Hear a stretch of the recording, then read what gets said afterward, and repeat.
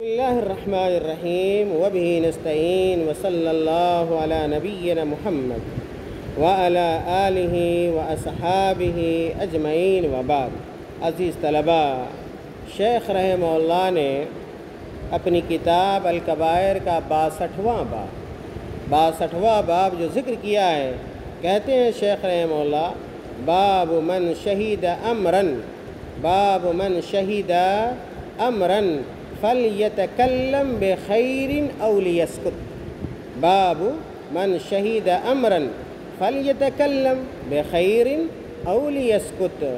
شیخ رحمہ اللہ کے اس باب کا مفہوم یہ ہے کہ جس نے کسی حقیقت کا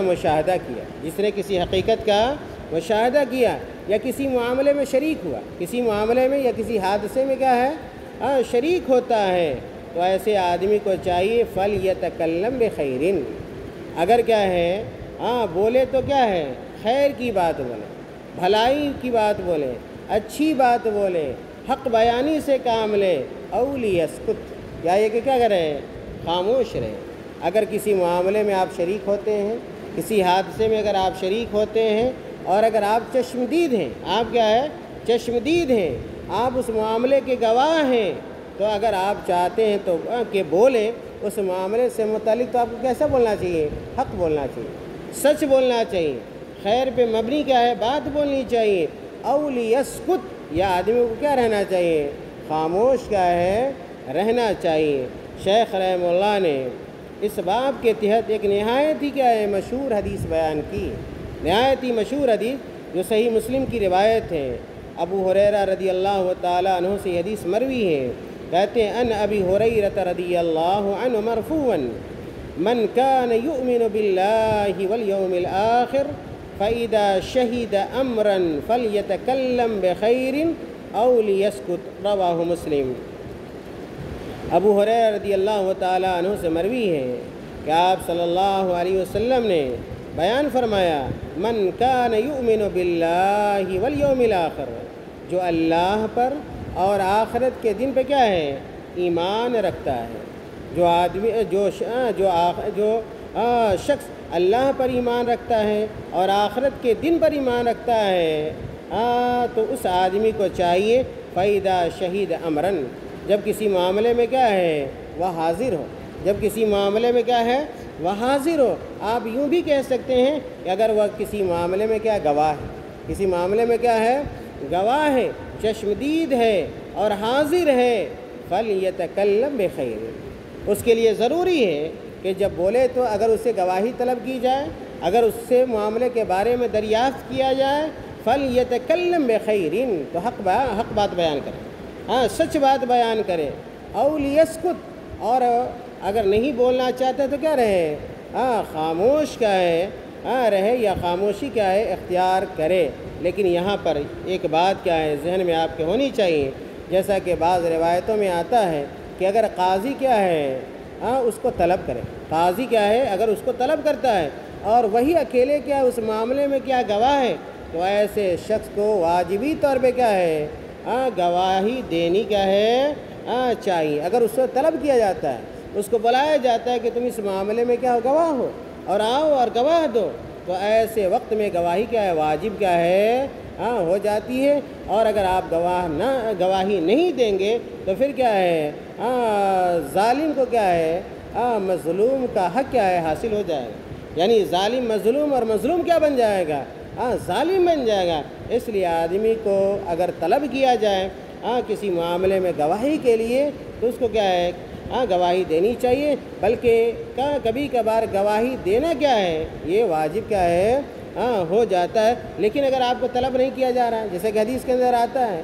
کہ اگر آپ کو طلب نہیں کیا جا رہا ہے تو بن کیا ہے طلب کیے ہوئے یا کہ بلائے آدمی کو گواہی دینی بھی کیا ہے نہیں چاہیے، بلکہ ایسی گواہی کو حدیث میں کیا شر الشہود سے تعبیر کیا گیا ہے، شر الشہود سے کیا کیا گیا ہے تعبیر کیا گیا، جیسا کہ ابو داؤد وغیرہ کے اندر روایت موجود ہے کہ سب سے بدترین گواہی، سب سے کیا ہے بدترین گواہی ہوا ہے جس میں کیا ہے آپ کو طلب نہ کیا جائے اور بلا طلب کیے ہوئے کیا ہے آپ کیا ہے گواہ بنے یا گواہی دیں، تو حدیث میں اس کو بدترین گواہی سے تعبیر کیا گیا ہے۔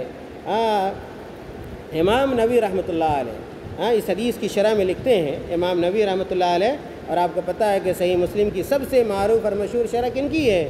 امام نووی رحمۃ اللہ علیہ کی ہے، جس کا نام کیا ہے؟ المنہاج۔ کیا نام ہے؟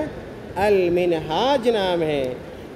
امام نووی رحمۃ اللہ علیہ اس حدیث کی شرح میں لکھتے ہیں، ینبغی للانسان الا یتکلم الا بخیر، کہ آدمی کو چاہیے کہ گفتگو نہ کرے مگر کیسی گفتگو؟ یعنی خیر پر مبنی گفتگو کرے۔ اگر بولنا چاہتا ہے، بات چیت کرنا چاہتا ہے، گفتگو کرنا چاہتا ہے، تو آدمی کو چاہیے کیا ہے؟ خیر پر مبنی بات کرے، یا خیر پر مبنی کیا ہے؟ گفتگو کرے۔ فَأَمَّا الْكَلَامُ الْمُبَاحُ الَّذِي لَا فَائِدَةَ فِيهِ فَلْيُمْسِكْ، اگرچہ کیا ہے؟ گفتگو مباح ہے، گفتگو کیا ہے؟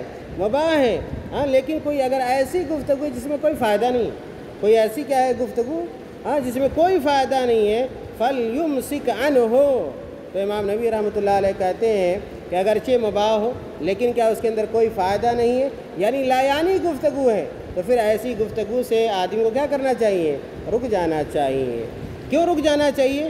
مخافۃ من انجرارہ الی حرام او مکروہ، اس لیے کہ اس بات کا امکان ہے کہ اگر کیا ہے آپ بے فائدہ گفتگو کریں گے، لا یعنی گفتگو کریں گے، تو گفتگو کرتے کرتے آپ کہاں پہنچ جائیں؟ حرام کیا ہے؟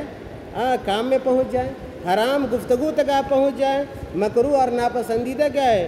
گفتگو تک پہنچ جائیں۔ اس لیے آدمی کو کیا ہے؟ لا یعنی گفتگو سے، بے جا گفتگو سے، بے فائدہ گفتگو سے کیا کرنا چاہیے؟ بچنا کیا ہے؟ چاہیے۔